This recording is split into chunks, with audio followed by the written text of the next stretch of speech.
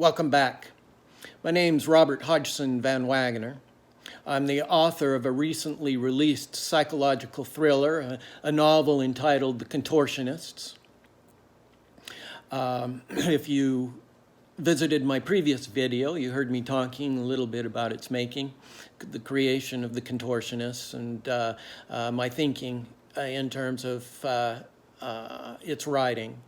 You also heard me read a short opening section from the novel, the first chapter. And I'd like to read a little more to you, continue on directly from where I left off, and introduce you to the detective who's going to be in charge of the investigation of the missing boy, a 5-year-old from Ogden, Utah. So let's just continue on.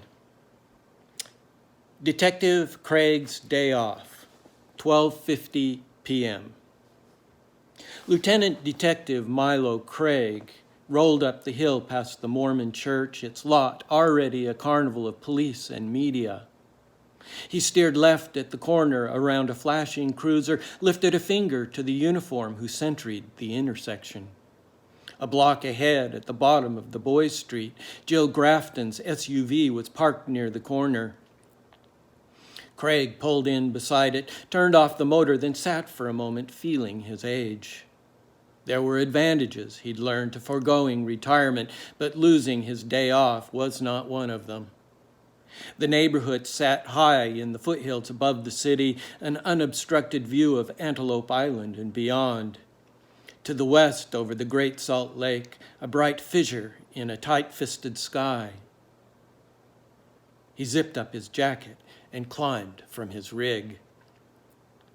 Recovery had pitched a rainfly over the evidence and erected a wall of sandbags to divert the gutter flow around it.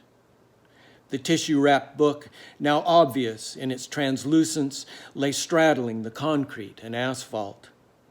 One glance at the swollen mass was enough to tell Craig it wasn't likely to help them.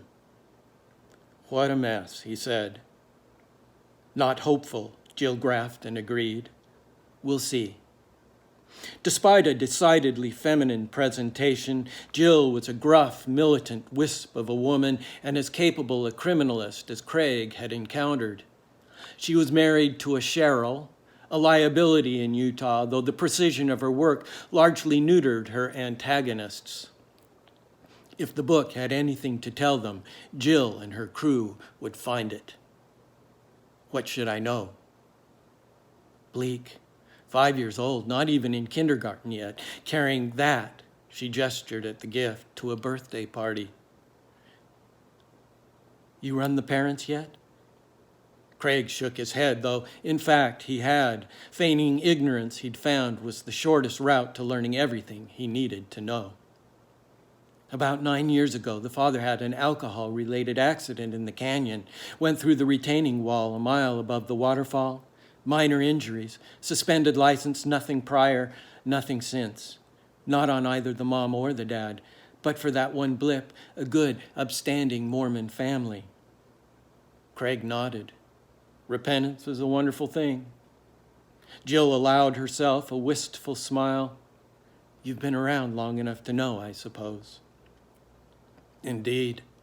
Craig, at 67, knew a lot of things, most of them not worth knowing.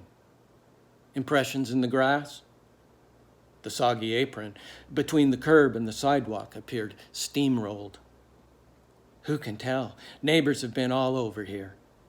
Scent sample? She thumbed at her SUV. Kid's pillow. We're just waiting for the dogs. Mighty clean scene. Jill stripped off a glove. Whatever isn't too clean is way too dirty. From her pocket, she extracted a roll of mints, peeled back the foil, and offered the top mint to Craig. What about the kid's house? He accepted the mint. Jill excised the next mint with a manicured thumbnail, knifing the foil into a thin little ribbon.